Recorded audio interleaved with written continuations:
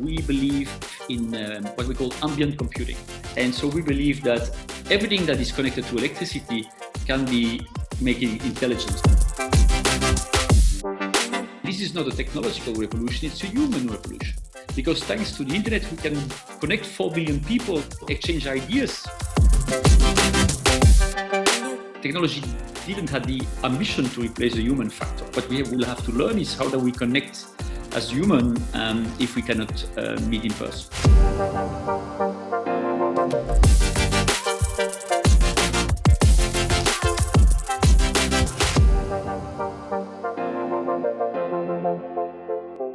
Good afternoon, everybody, and welcome back to the Learning from Leaders series. As always, I'm joined by Peter, and I don't think I need to introduce him again. Today, we have the immense privilege to have the country director of Google, Belgium and Luxembourg, Mr. Thierry Geerts. We had the immense pleasure to welcome him already last year in Munich, and today he's coming back because he really enjoyed his session with our students. So, Mr. Geerts, welcome. Peter, the floor is all yours.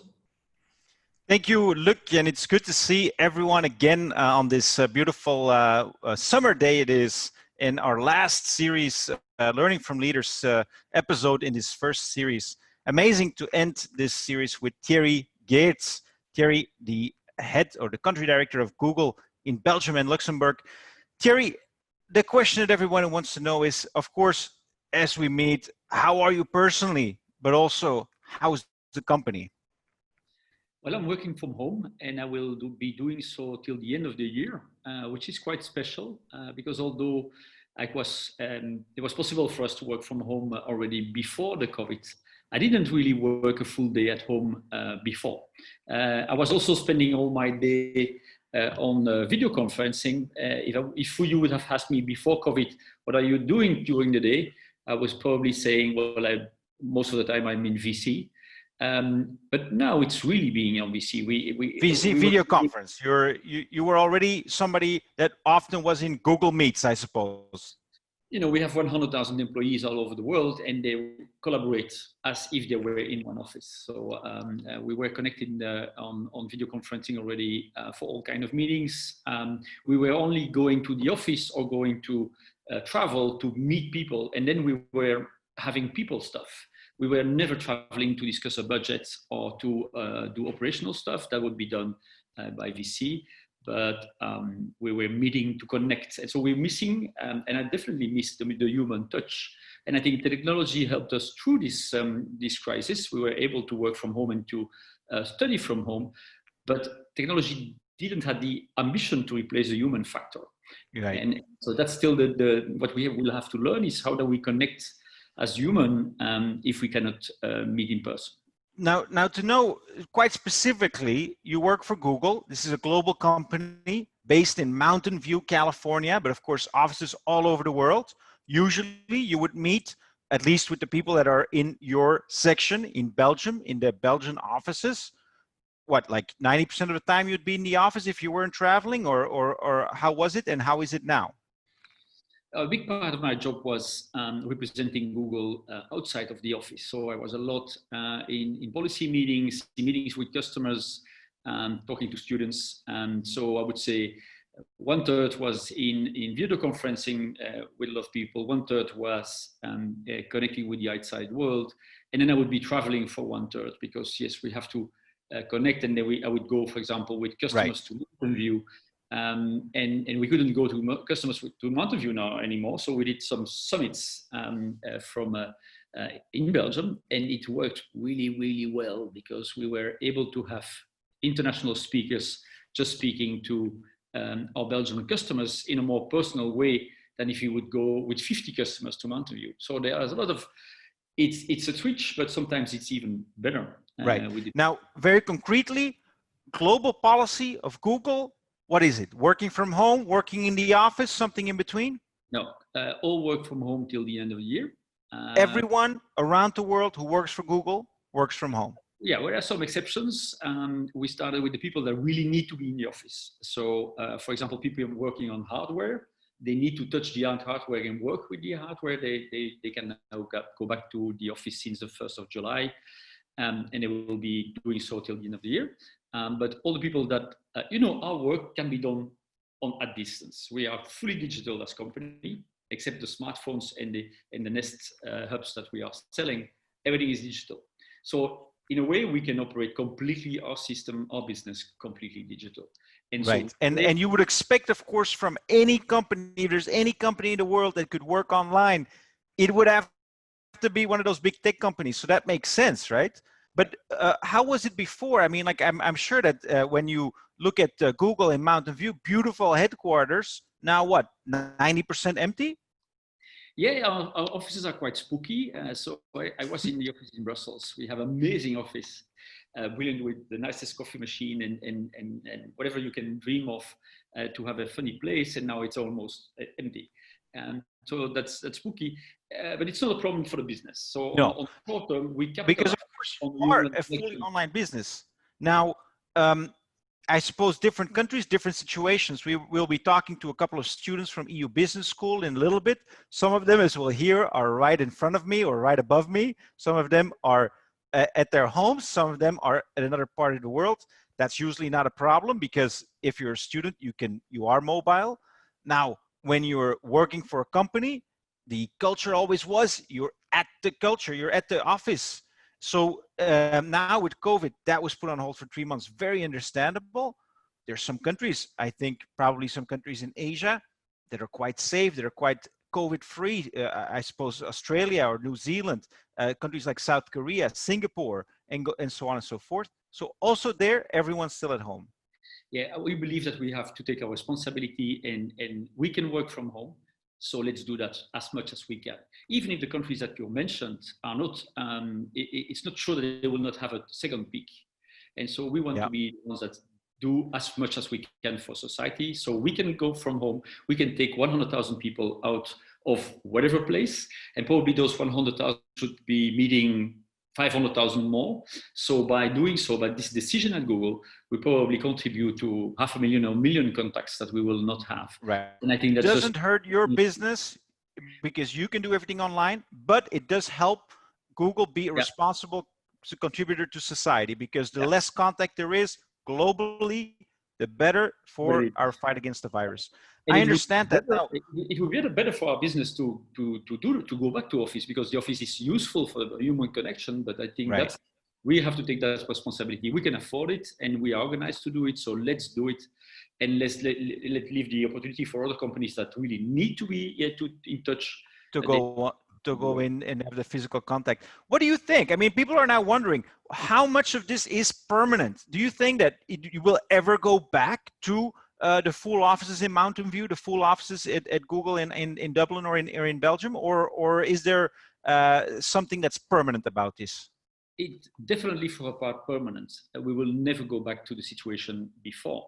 A lot of it's also same for a lot of companies. A lot of companies never worked from home. It was even not allowed to work from home. And now that the employees have worked from home for 3 months, they don't want to get back to the office. They don't want to get to queue every single morning to commute to work. So at Google, we probably go back to a system where we have like 1 or 2 days a week where we meet in the office. And then you can go to the office, but the people will not go to the office. Now, that's possible. So the COVID has switched a lot of things. For example, we were thinking that e-commerce was sometimes a bit dangerous. And so people prefer to go to the shop. But it appears that e-commerce was safer, because if you receive your stuff at home, it just delivered at your doorstep. You are not in connection with people that can give you the virus. So a lot of things were stripped. So digital become the safe solution and the easy solution, and working from home is easier. It's easier to combine your work-life balance at home than it being in a 2 hours commute every single day. And so it was really a flip of the way of thinking, even at Google, even the company that was completely digital. That's right. Had a kind of flip, yeah. Now, was it for you? Because 2 years ago, you wrote a book about this world, not about the world with the virus, but you did write a book about the idea of a world in which we're almost digitally native, in which you call it Digitalis, the world in which mostly everything happens online. So for you, is this the future that you envisioned?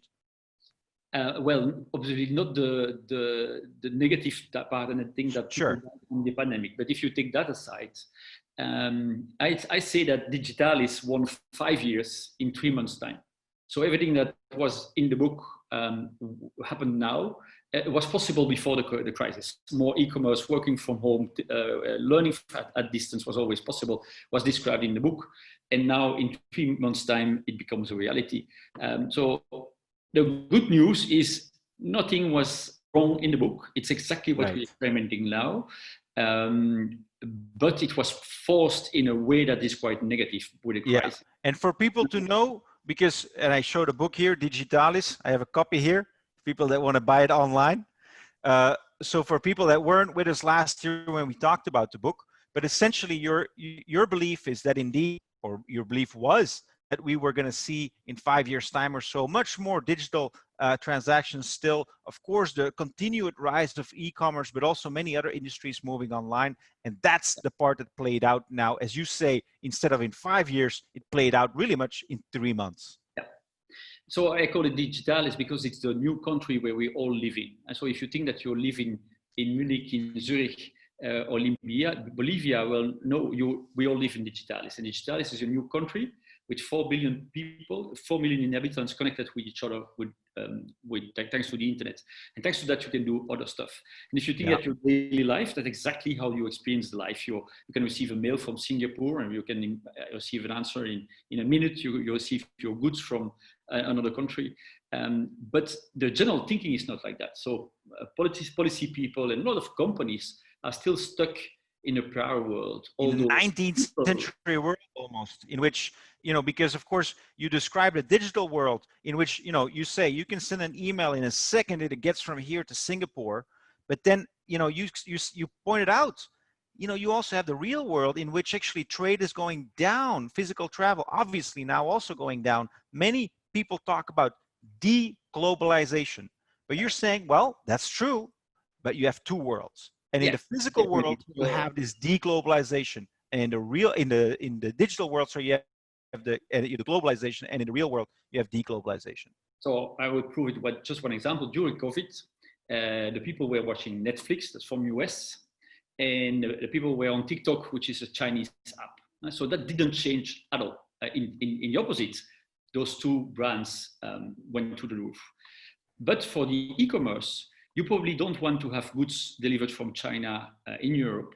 So e-commerce transformed to more European business. So for the physical things, so traveling around, what I was saying also in Digitalis, it probably will not be possible to continue to travel around with planes. We will have to get that down. And indeed, you see that. So less travel, less e-commerce transatlantic, but for Europe, they definitely will happen more within Europe. So, is that also what you saw, Thierry? I mean, like, of course, you run a search engine. You also run an online shop, if you will, or at least a store. Is that what you've seen? That people go more online to buy things, but they are sourced more locally? Yeah, look at the two companies big companies on travel, which is Booking.com and Airbnb. They switched completely their model. So they had a model to find a hotel room out of Brussels in Singapore, and they flipped that completely now for local vacancies. So you can go in a hotel in the Ardennes in Belgium, or you can go nearby. And that saved them because their business was completely down in the beginning of the COVID. And then they swapped it to more local, like in the same continent. And that was a very, very successful strategy. Right. And so that's what happened. Now, let's talk about Google, because of course, the impact was great on every country also, or every company also on Google. I would think I spend a lot more time online, so I'm doing a lot of more searches online. So I'm probably helping Google do much better in terms of numbers. But there's another side to that medal too, isn't there? Because Google does depend for a big part on advertising.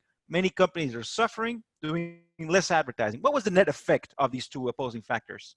Yeah, so our services went through the roof. More search, more YouTube, more cloud computing than ever. And I think that's what we are very proud of. So really at an all-time high. YouTube plus 60%. So you can imagine on the volumes that YouTube is running. We're talking about trillions of views. Yeah, it's like if you have to run that in data centers, it's just crazy. But anyway, we handled it. The video conferencing through a Hangout is going times 30. So you imagine the volumes that you have to process.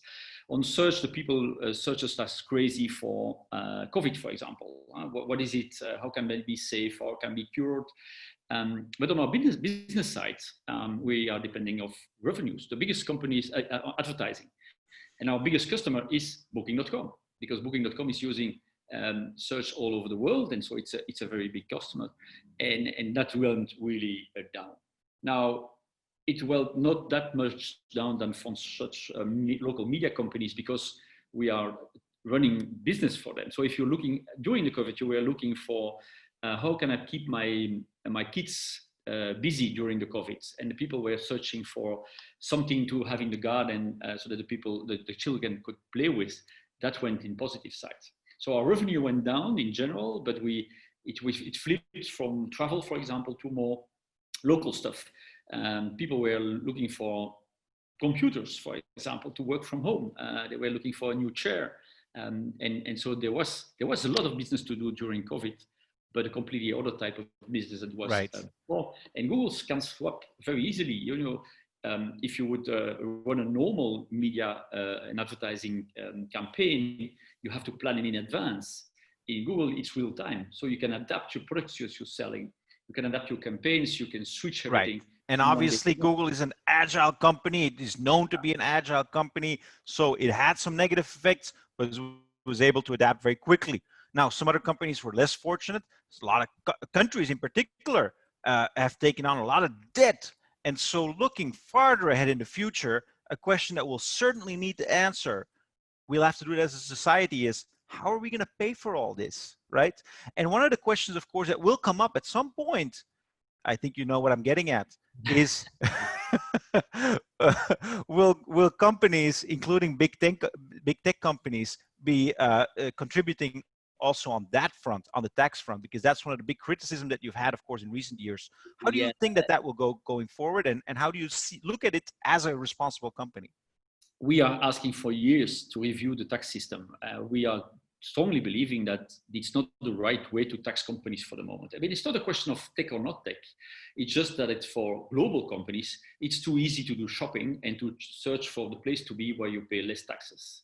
And so it's the same for international oil companies, it's the same for luxury goods, and it's the same for Google. It's just not right. And Google is the first tech company to say very vocally, we want to be taxes also in Europe, but it has the governments need to adapt the rules, because if you can just by the rule not pay tax in Europe, why should you? It's important to know that we pay 20% tax on a global level. So it's not that we don't pay taxes. We don't pay them on the right place. And that's a question of governments to agree on new tax systems. And if we do that for Google, we will have the solution also for tens of thousands of international companies that are using just the same systems as we do, because they are official. They're not illegal at all. But we don't want to be a company like that. We want to be socially responsible. But where do you think that reputation comes from, Thierry? Because, the impression that a lot of people get is that these big tech companies are the bad guys, at least when it comes to taxes, that they are using these tax havens in Ireland, in the Cayman Islands, in other countries to avoid taxes, and that they are not seeking to get a reform of the tax system, but that on the other hand, they use a lot of their lobbying power to make sure that there are no extra taxes. So where is that disconnect from? The problem is that the people associate digitization with some companies. You call that the GAFA kind of thing. This is just not existing. Those GAFAs have completely other ways to look at it. And just be sure that we are using our lobby power to have a new tax system. We are talking to the OECD and to the European Commission since years. It's just that the countries continue to be in competition with each other. Right. Each European country has a tax system to push something. So in UK, it's a tax-free system for the city, for all finance transactions. In the Netherlands, it's goodwill, which is not taxed. In Belgium, it's more like research on pharmaceuticals. Right. And so all these countries do want to attract companies with a tax competition. which is not working out, and that has to be changed. So we completely agree that we have to change that. And It's then impossible for us to just pay a tax. We cannot just phone the president of France and say, from now on, we will pay taxes. That will not work. Because not sure if he would say no, but so UK will call, and then Finland will call, and so it's just impossible for us. But it's very annoying, and we are associated with what some other company do, and we can only explain that it's not the case. And as a matter of fact, Thierry, you might be able to give some advice, because I think a lot of people are catching up to this idea, especially those that are working from home, often in other countries. We've got a lot of students here that are studying in one school, in one campus, and that are physically in another country. And that's actually an example of what you're talking about, which is that if you are physically in one place, but you're active digitally in another place, that creates tax confusion. Yeah, and it's also very complicated to pay your employees. So if, for example, in Dublin, we have 5,000 young people working for Google, but during COVID, they wanted to be at home with their families. But that's impossible for tax reasons, because you cannot pay from an Irish company, pay somebody that is in Belgium. That's getting really complicated. So we have to review the system, because it's not adapted to the day of today. We work with systems that have been invented like 1 or 2 centuries ago. And business is adapting faster than tax system regulation and also our governments. And I think it's hard. It's not an easy way, but now we have to do it. And probably for COVID is pushing that even harder.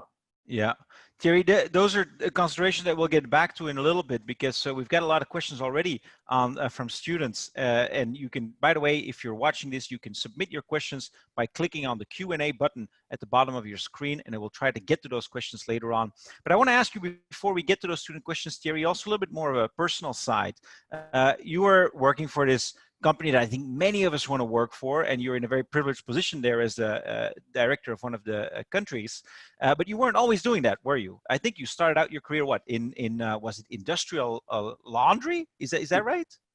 I started in industrial laundry. You know, I didn't know at all what I wanted to do when I studied at university, and so I had to find out. You know, there is no recipe, and so I started in the audit with PwC for 2 years, and found out that was very interesting. I learned a lot, but that was not the thing I wanted to do, and so I decided I wanted to go to work in sales, and then I looked for a job in sales. And I only found one interesting in a laundry company. It was a real laundry company. A laundry company. And so I started to work there. And because it was a laundry company, I was quite a special person in that laundry company. And I managed to become a general manager of an industrial laundry company when I was 27. And so I had 100 employees, trucks and machinery and whatever. But it was an American company working in Brussels. I learned a lot, but on a certain moment I had to send my production results by mail. But you have to imagine we were in 1995. Nobody heard about the internet or mail in 1995. I only know internet in 95 from Windows 95. Okay, but that's not completely the same thing. And Windows was completely not online, and you have to purchase your release in boxes. Right. So I did send my production report to the state, and on that moment, I said I want to know more about that, and I have to reboot my career, because laundry business will not be a bright future for me, and this thing will become something. I don't know what, but I want to know more, and I applied in a media company, and I started to work in a media company in '96, but had to do a step down because I came from a very nice general management position. And now I get in a new sector that I didn't know at all. So I had to be very humble. Right. I started there. So you started off, you did a regular career in studying, then went into an unconventional, they say, the beaten path. You went off the beaten path, went to work in industrial laundry. And a couple of years in, you were like, there's this new thing called the internet, emails. And you said, well, let me try to find out more about it. You apply for, let's say, an entrepreneurial role to bring a traditional media company into the digital era, is what it was. Yes. And that worked out for you just because you were curious, right? Because we're trying to understand the lesson from this, which is that yes, you can become an industrial laundry CEO, and you can become a digital CEO. The crucial point is that you're interested, that you're curious, and that you take the extra step to get there. Yeah, I think a lot of people say, well, you're lucky to be at Google, but obviously it's not luck. It's always a combination of being prepared and the opportunity that passes by. And so being prepared is very important for you as students to say, what did I have to learn? What did you have to know? What experience I can do so that I will be ready to take a new opportunity. The opportunities, a promotion will not come from one day to another because it's a promotion. It will come because you are good at what you're doing and you have done some management course. In addition, you've learned a new language, you learned a new trick to do something. So be prepared, prepare yourself for the next step in your career, and then look for opportunities. And then people will call that luck, but it's obviously not luck. Now you've taken that step, industrial laundry, then you go digitization of a media company, and then I'd say now you go to Google. No, that's not what happened. Actually, you went back to print media. Why was that? Yeah, so I was in the digital world in 1999, and if for the people remember in that time, there was at that moment an overhyping of the internet. So the internet was not really very mature, but the stock markets and the companies started to believe in a future of internet, like on very short term, and so it went a bubble, and I started to find that crazy. It was we were paying multiples for companies that were like just crazy. And that was the so-called build up to the dot-com crash of internet 1.0 in 2001. Yeah, but so 1 year in advance, I thought this is not a good thing. And in the same media company, there was an opportunity to work from print business. And I said, like, well, you know what? I go and hide from the digital business for a while, and I go to build up that print business, which was amazing. Like, build up a company with 500 people and probably the biggest print brand in Belgium. And in a way, I waited there that the internet became more mature. And when it started to be real business, I went back to digital business. And so it's surprising again. And if the goal was to become the CEO of Google, well, we have to say Google probably wasn't created then. I think it was around that time that Google came to the surface. But certainly you couldn't say, my goal is to become the CEO of a big tech company or a country director, because actually you went away again from technology. Now, that's fine. If it's a great business, it's a great business. And if you're interested in it, then why not? Now, at some point in that journey, you said, actually, I've now had a nice career in various industries in my home country, which in your case is Belgium, but I'd like to work for an international company. I'd like to be able to work in an English-speaking environment. And you said, that's going to be difficult because I don't speak English all that well. So what did you do? I just decided to take a course, and I paid myself a 2-week intensive English course. And you hear that my English is still not perfect, but it went from just a school English to business useful English. And so when Google called me, I was ready to do the interviews in English. But without that course that I took just in addition, I wouldn't be here. Right. And so that's something that you do, now probably in your mid-30s in your career. A lot of people would say, like, I've done my degrees, I've done my studying, I'm done with that. But you said, no, actually, I think this is really important for me. I mean, in my case, I want to get on, and this is the one skill that I lack and that I need, and I have to make time for it. More working at Google is studying every single week. So my world changed continuously, and I really have to study. But that's amazing. It's not. It's really interesting. I love it.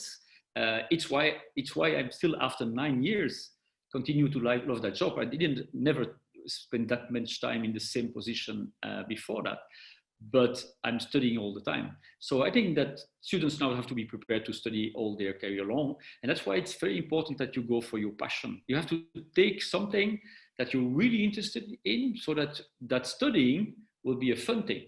If you don't like, let's say you don't like legal, and you start as a lawyer, and you will have all your lifelong work in legal and also study on legal, that will be terrible. If you love digital marketing and you start to work in digital marketing, well, you will just have fun studying of the new tricks of digital marketing. And so finding your real passion is probably the most important, because then studying will be a normal thing. Yeah. Um, But of course, Thierry, in your case, I suppose your passion wasn't necessarily technology, because you worked in various industries, some that had nothing to do with technology. So was your passion then entrepreneurship? What was your passion? so my goal when I studied was to be a general manager. I love to lead teams. I love to inspire a group around me, and I love to build something with that team around me. And in fact, that's what I found out also in the laundry. I had to motivate also blue workers to believe in what we do and to grow. And so if there is one single line in my career, is that I wanted to be a general, in a way, manager and inspire people. And then Yeah. I found that this digital world gives new opportunities, new growth opportunities. And so that there was a need for inspiring people to work with that technology. And so that's why I went And from Thierry, just to be clear, because you talk about your passion being, to build a team and to do great things with that team. Of course, when you're 23, at that point, you're not the CEO of a company, even if it's a small one, you have to get there. And so in your case, if I recall, you were like, you know what, if I'm working in accounting as for one of the big four, I'm not going to get to that path very easily. And is that one of the reasons why you then went into the industrial laundry, because you could do that there? double. I found out that if I was in the audit, I would become a finance guy. And so you're stuck in one way. I wanted to be a general manager. So I wanted to do sales, and a combination of sales and finance would be an interesting way to have a special CV. And Right. there being at sales, I could, with my talent of leading people, I could take more important roles quite fast. Can But you say now that it is, on the one hand, entrepreneurship, and on the other hand, technology and the future that is your passion? Because some people are asking in this chat, how do we find our passion? yeah, so it's not technology. That's maybe bizarre for a guy managing Google, but I'm more passionate by humans than by technology. And the interesting thing is, I'm looking at what technology is doing with us. And this is not a technological revolution; it's a human revolution. Because thanks to the internet, we can connect 4 billion people, exchange ideas. Look at what we can do now, and so it's a human thing.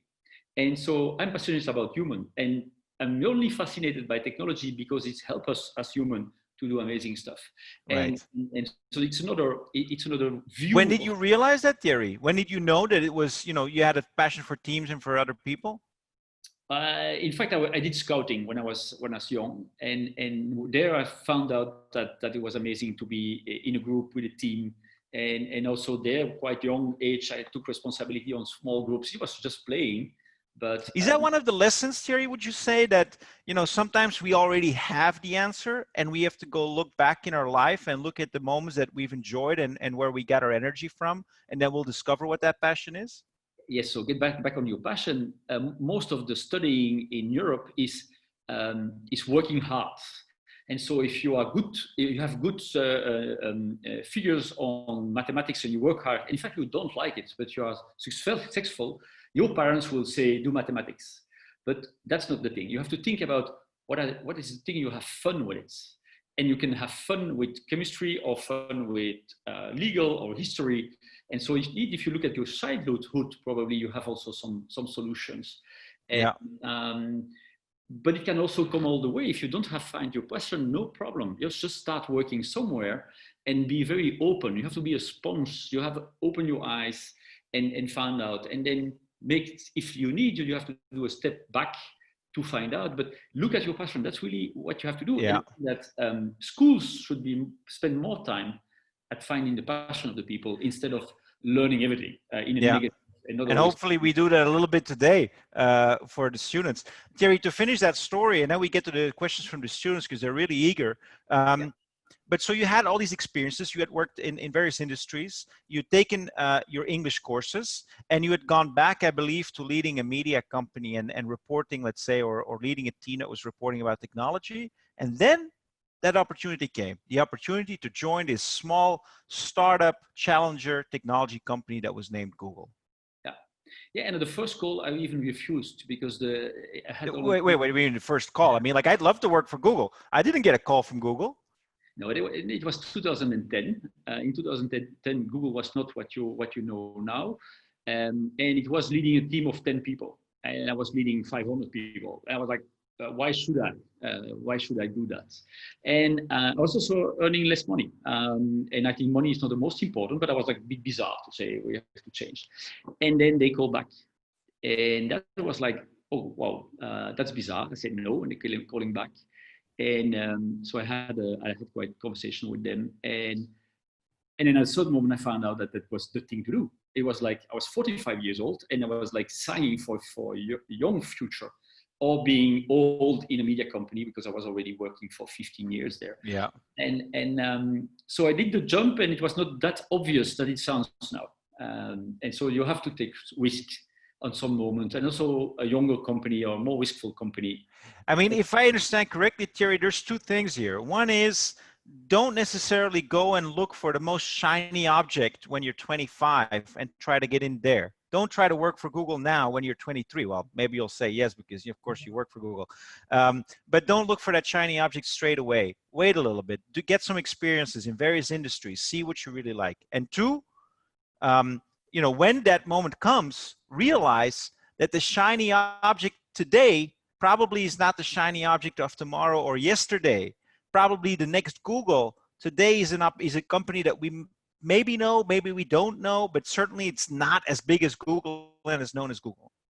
I completely agree with what you say. It's looking for opportunities, change, and challenge yourself. Because when you are, if you start with for an amazing company, you will. It's like a golden cage. You know, you receive some advantages, and you have a nice salary, and they promise you a promotion, and then you're stuck in a certain company.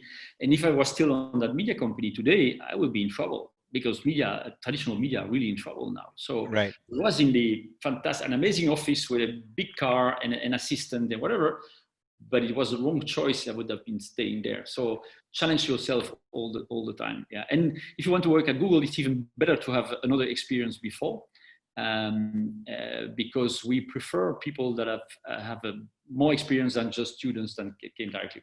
Because it's an enigma, isn't it? I mean, like, I think there's been books written about this topic, which is, how do you get a job at Google? So maybe instead of reading that book, you can just tell us, how do we get a job at Google? You know, the first thing, you have to apply. It's amazing, but we don't have the right profiles that are applying to Google. So we have 2 million CVs, resumes that we receive every single year, but we hire very few of those. We have to call a lot of people. By example, in Belgium, we have a very hard time to have Belgians applying for Google, because when I ask Belgians, why did you apply? And they say, no, well, I will never succeed because it's Google. So no, I will not apply. So once again, if you want to go for Google, you have to apply, and you have to believe. Where's the form? Where do we sign up? Where's the form? Google.com/jobs. And for students, google.com/students, and then you can start with internships or with some online games, and then you can come on board. So now this is maybe a good moment, Thierry, because there's so many questions from students, and maybe I want to bring in first Bart. Bart, who you will hear is in a very special place, and who's studying business sustainability management at EU. But he has actually one of those questions that pertains to both Google, but also the relationship to employees. So Bart, can you come in and maybe ask us your question? Okay. Hi, so my question is in terms of as you're a leader, right? So what kind of relationship should you have with your employees? For example, should it be like friendly, engaging, or professional, like keep your distance? And why do you think that is the right way? Thank you. The relationship is very open, but it's not friendly. I'm still the responsible. I have to take the hard decisions sometimes. So, but it's very open. I stimulate feedback. I will have chats with all level of people around me. My door is open. They can just come by. And one day, a young guy for 25 years old came into my meeting, my desk after a meeting. And he told me, your meeting was crap. And that was quite surprising. You know, I'm 50, 25 years old, came and say my meeting was crap. And you know what, he was right. And I changed my meeting. And from that day on, the meetings went in another way. Were shorter, were better. I'm not sure that you can do that in every single company, but at Google, we very appreciate that young people come and say what they think, because most of the time they're right. You're right. You see things. You are younger, more dynamic, more open to things. You don't have the experience sometimes. So you will need me if we have to meet a CEO for doing a sales. Will have to be there, but you have a lot of things that you know and observe. And so at Google, we're very open on that. It's very nice to work thanks to that, because I'm in touch with a lot of young, talented people. Thank you for that answer. Bart, did you want to add anything to that? I'm good, thank you. And we'll see Bart in just a little bit, because Bart actually is right up here. I'm in Geneva, and Bart is in the 4th floor. We'll see in a little bit, we'll hear from somebody who's actually in Thailand, which is where Bart is from. So we're seeing the international game play out, let's say. But before we get to that question, Thierry, I see in the Q&A that some people are asking about people and how do you keep them motivated? I'd say mostly during this time. You know, Amrita is asking this, Peter Pellerito is asking this, you know, what do you do to keep people motivated if they're all in another place and very often they're alone at home or they have around their family at home, but they're not around their colleagues? So number one is, this is the first responsibility for all Google management. So our number one job is our people. That's so I can do fantastic business. If I cannot succeed in keeping my people motivated, I will be out, because that's the most valuable we have. So I spend a lot of time to get my people on board, reaching out to them, doing one-on-ones, to just connecting, asking how they are. We also ask our employees to think about themselves first in this time. And normally during working hours, you would imagine that they have to work for Google and connect on Google. We say no. For the moment, you are thinking about yourself, and you have to be in good shape, and coaching a lot on that. We have employees that could take 2 months leave if they had to take care of small children without any, just decided to do so. We had employees working half time. We were very, very flexible in the way they were working. Why are you flexible, Thierry? Because obviously that affects performance, you would think, and performance means bottom line. So why are you so flexible? First of all, when we meet, we are more effective than ever before. So you will experience that, for example, I do this thing now. It will have taken me 1 hour. Normally, I would have traveled to Munich or to Geneva. We would have lunch before, we would have lunch after that, would be in the hotel. So something that would have taken me 1 hour now would have taken 1 day in a normal time. So right. We won as a company, we won a lot of efficiency, and we wanted to give back a part of that time. And also we need to do that, because if you do 8 hours work at the office, it's okay. But if you do 8 hours of full-time VC, you're exhausted. It's true. Because it's super, super intense. It's super effective. And so we have to learn to the people to disconnect, to have a meeting, go for a coffee, what they would do in a natural way in the office. They don't do that like that. And does that mean that old idea of the 40-hour work week and that work day that's 8 hours and you check in and you check out, that's now definitely completely gone? That's over and out. You know, in the industrial world, you start to work because you enter the office space, which is completely stupid. You know, it's not because I'm at the office that I'm working. I can be chatting or sleeping, whatever. But in the industrial world, when you enter the office building, you start to work, and when you go out, you stop to work. That's right. So we believe in a work-life mix and not a work-life balance. So it's not working 40 hours and then having a nice life behind that. Right. Be able to mix that. Now, so you're doing those things, Thierry, and sorry to interrupt you, but you're doing those things, of course, to maximize, let's say, your human resource management, work with people, and also your performance. A question that people also have is, what does Google do for us, for other people? And for that, I want to bring in Katina Grigoraskas. I hope I said that right, Katina, who's in the US and who'd like you a question about that. No, who's not in the US. That's right. This is the big surprise. Katina, where are you? Yes, hi, I'm calling from Thailand. I'm very grateful for this opportunity. My question is that as the world's most used search engine, how do you think that Google can help people through these difficult times caused by the pandemic? and all of its negative effects, including unemployment and negative effects on the economy. Yeah. Thank you. Obviously, we will not solve it all, but I think we can help a lot, and that's what we're trying to do. First of all, on the search thing, the people are searching as crazy for their health on what is COVID, how can I relieve. So we have a lot of work with governments in all countries to get the right information on top of the searches, and also the right videos on YouTube, so that the people can learn about their health and continue to do that. The second thing is that we help the people to work. Imagine this same crisis 20 years ago. It was impossible to see your grandparents because it would be impossible to chat with people that are in an elderly home. It would be impossible to work because video conferencing would not work. It would be impossible to learn. So we are on the backbone on all those stuff. We were the backbone, and that with amazing volumes that went through the roof, on which we earn most of the time no money. We only earn on advertising. So when you use all these things, most of the time we are not paid for that, and that's completely fine. We are profitable on the other side. But I think that's not enough because the economy has had a very, very hard hit. And so what we are doing now is the program is called Grow with Google, and we will start training massively people to digital, and also show to companies how you can thrive in the digital world. And you can reduce your costs, you can be more efficient, you can find new customers.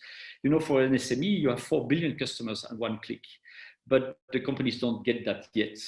And Thierry, so question for the students. Yeah. If they want to benefit of the trainings that Google offers, is there a link they can go to, or is there anything they can search? Yes, a lot of trainings that you can find online.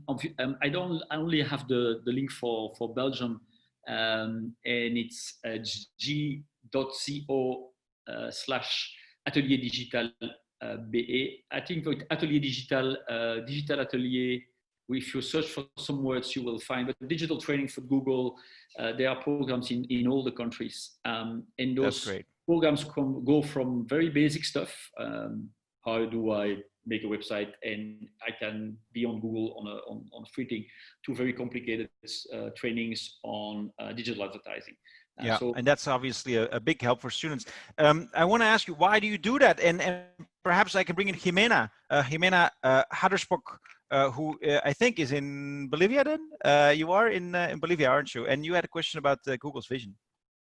Yeah. Good afternoon, Mr. Geerts. It's a pleasure to be here today. What I wanted to ask you is, what is the future visions or goals of Google? And what are the long-term and short-term strategies that are taking Google a step closer towards these missions and goals?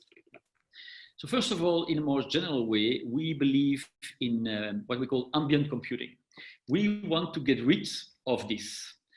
So if you think of your last 10 years, more and more stuff went done by your smartphone, but it's not very human. When you are the two of you in a restaurant, probably you have this smartphone in the way, and we want to get that out. And so we believe that everything that is connected to electricity can be making intelligence. So the Google Assistant can be building in a fridge, in a car, in a watch, so that you don't have to take your smartphone all the time. And so we believe that will be the next thing, and we invest a lot in all connected homes, connected devices, in Google Car, so that all this stuff can get out of the way, so like we can be more human, and that the technology around us is more useful to us.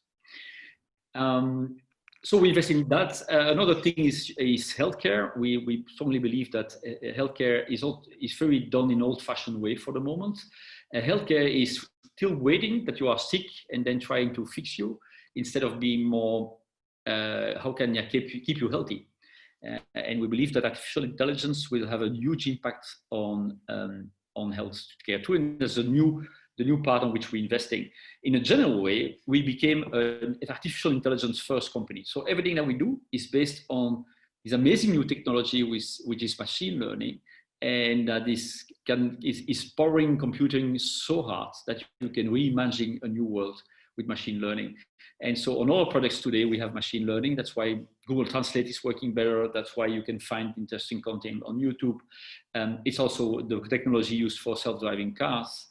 And so in a way, machine learning is the technology that we use to make a better world. Right. And I think we're all inspired by this vision, Thierry, but I also, and you were so kind enough to say, I want to talk about everything and also about taboos, because one of the questions that we got here twice now on the chat is, you know, okay, so you have that digital world, that bright new world that you believe in and that you work on and you help people. On the other hand, you have to navigate the real world, which is a very messy world sometimes, including for geopolitics. So two people asked this question: how do you go about this? For example, there's an issue with how do you draw border maps? In the case that was mentioned was Palestine, and I'm sure that there's many other borders that you have to put something on Google Maps. You know, are you going to go with one, with the other? Different people have different opinions. Different countries have different opinions. How do you deal with that messy reality, let's say? We do what we can, and sometimes it's very hard when two countries are in war and that the borders are not okay. We have quite issues on that. So, but you know, Google will not solve the world. We can just try to make the world better, and we do our piece, and it will be only successful if everybody is doing that piece. And I think that's why I'm very afraid of populism. You know, the only way to make a better world is to have governments that take that technology and do something good with it, but it's also controlling technology. But you know, you can have the best technology in the world if you don't have a democratic country, that can be being hard. So I'm afraid of populism. But if we don't have too many populism, I think that we have to be afraid of all technology. We don't have to be afraid of new technology. We have to be afraid of all technology, because the big mess that we see in the world today is because of industrial the industrial world before. The wars are based, for example, on people that have oil on their ground and people that don't have oil, and then they start to fight for the oil because all the industrial world is based on very scarce resources. And so the people are fighting for the resources. While with technology, the raw material is knowledge. So you don't have to fight for knowledge. The knowledge are people. So and you can duplicate knowledge without any problem. So I really believe that we can go for a new world, but I'm not sure that we will succeed to have that bright new world. It can go wrong, as it has been in the past. And I think the reason why I talk about that is because more people believe in that, more people will try to succeed, and more people will understand the risks and also work on those. And that's the only way that we can succeed. Google cannot do anything alone. You know, we are depending on our users, we are depending on governments, we are depending on, and we try to follow all the rules in the world. And sometimes it's hard. And of course, you have to sometimes decisions are made for you, aren't they? Because I remember that at some point Google China was quite a thing. It was being able to compete with local players, but then at some point you had to leave the market because it wasn't compatible anymore with what you thought was right. How do you see that going forward? These kinds of decisions that you have to make on, let's say, the ethics of your company versus the rules of a certain country. I'm very proud that Google is a company that really takes its principle seriously, and that we went out of China at the moment that it was not possible to do business in the way that we believe in. I don't know if it's right or wrong, but in the way that we believed in. Because what happened is that you felt that you were compelled to do a certain data privacy that wasn't compatible with your view of data privacy. We were hacked by the Chinese governments, and the people having a Gmail were not safe anymore on our platform, so we had to get out. And I think that's really what we do, and we believe in democratic principles, and we are tied into that. And sometimes it's complicated. We are also a stock listed market company, so it's sometimes hard to make those choices, but we make them. Yeah.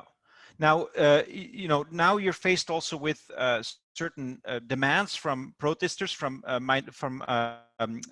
groups in the US, for example, the Black Lives Matter movement. A question from Leo Johnson from the LGBTQ movement. He says they're demanding that there is more diversity in the workplace, that there is more respect for all groups and all individuals.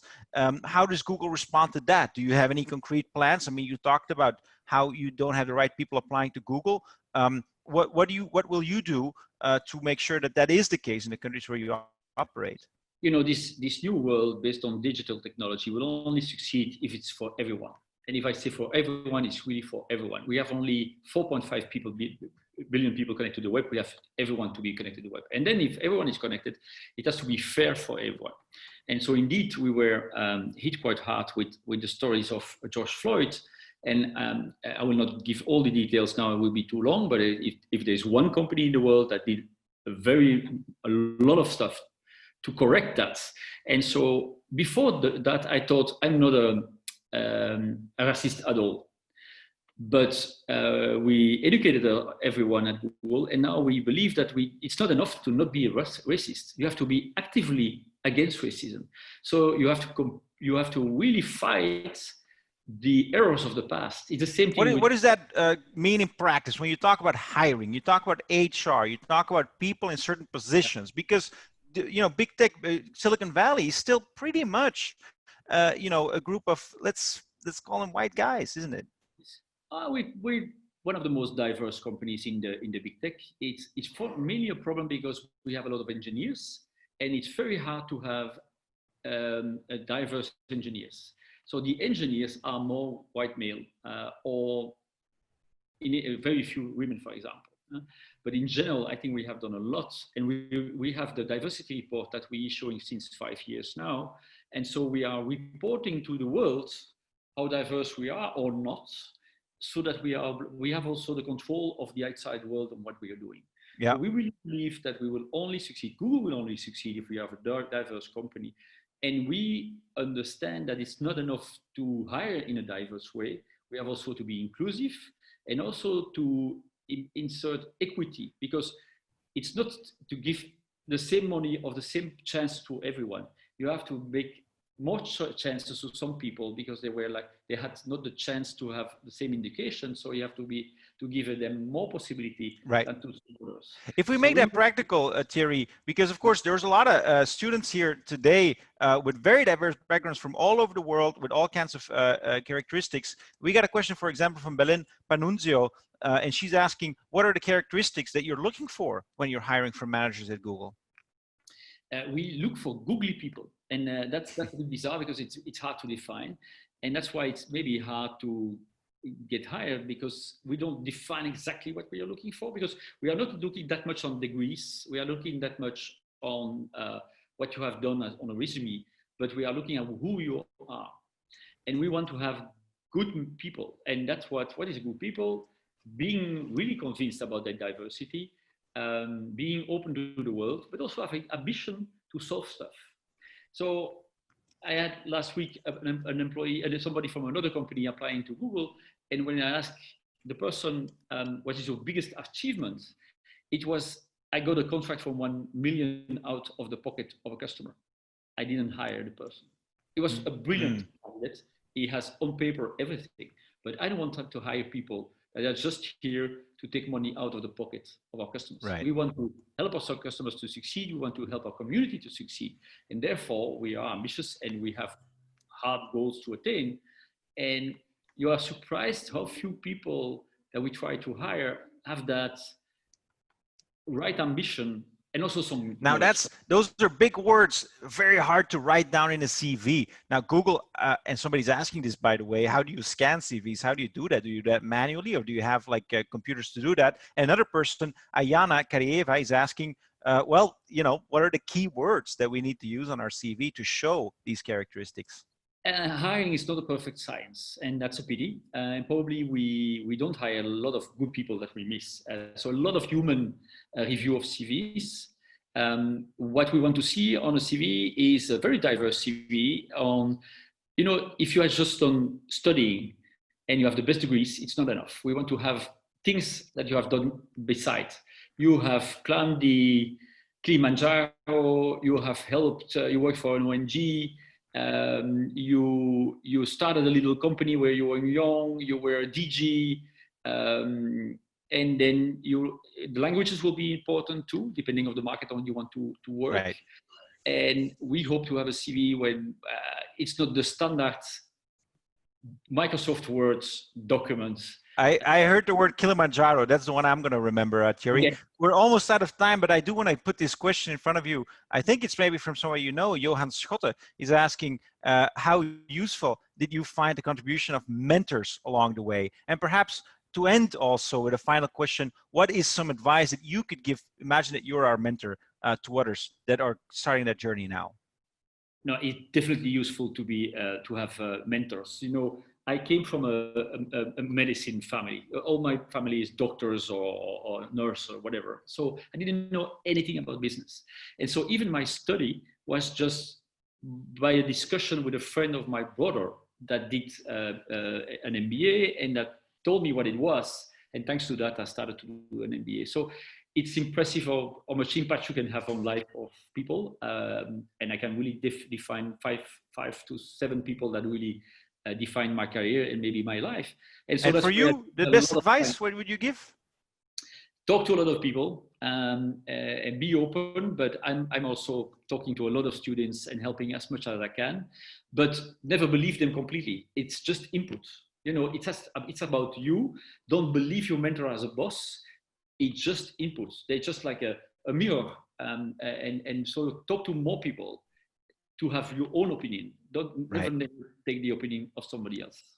I think that's an absolutely wonderful advice, Thierry, to end our conversation with. We could have gone on forever. There's still a lot of questions. Maybe we'll have an opportunity, whether in life, in real life or online, to ask them some other time. But for now, Thierry, a big thank you from me, a big thank you from the school, and a big thank you, I'm sure, from all the students who joined us here today. Thank you today. for your time all, and I wish you all the best.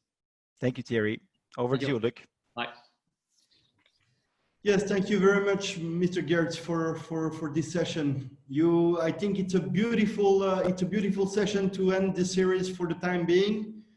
We will take a small break for the rest of the summer. The Learning from Leaders series will resume in September, and we're already working on the list of leaders that we are interviewing. We'll have some great surprises for you coming in. In the meantime, I would like to thank everybody that has participated to those series. Special thanks to you, Peter, for your interviews, for your insightful information, for relating the questions of our students. I would also like to thank the team that is behind the scene, that is helping us to prepare those series, because there is a lot of work behind that. And last but not least, I would like to thank all the speakers that have attended those series for the time being, and also you, the students, who made those events meaningful and who came up to ask the questions. Good luck as well to our students that are still having their exams tomorrow. Stay safe, everyone, and see you soon. Thank you very much.